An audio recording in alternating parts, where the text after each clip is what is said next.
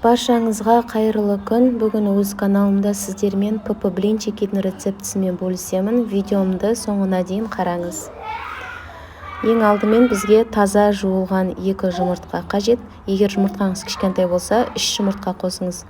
Кейін секердің орнына 1 ас қасық мед қоссаңыз болады. Мен 2 ас қасық көбірек қосып қойдым. Бұл менде фисташковый мед. Және жақсылап барлығын араластырамыз.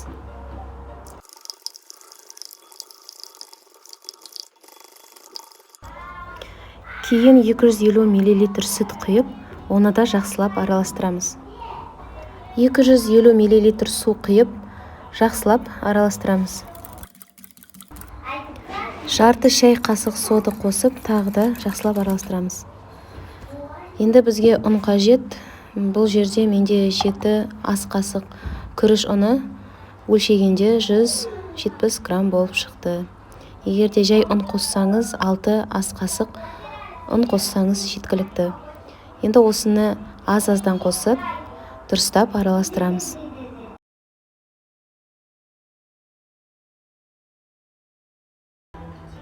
Ең соңында жарты кәсе, яғни весімен өлшегенде 50 грамм сұйық майды құйып, жақсылап араластырамыз. Ожаумен араластырып қарағанда осындай сұйық болып тұру керек. Бұл жерде бетінде ұсақ жасыл болып тұрғандар фисташковый медтің арасындағы орехтар. Блинницаның бетіне майды ерітіп, соның үстіне қалған блинчиктерді пісіре бердім. Және келесі жағына айналдырғанда аккуратны жайлап айналдыру керек, себебі бұл күріш ұны әдетте бірікпейтін ұн.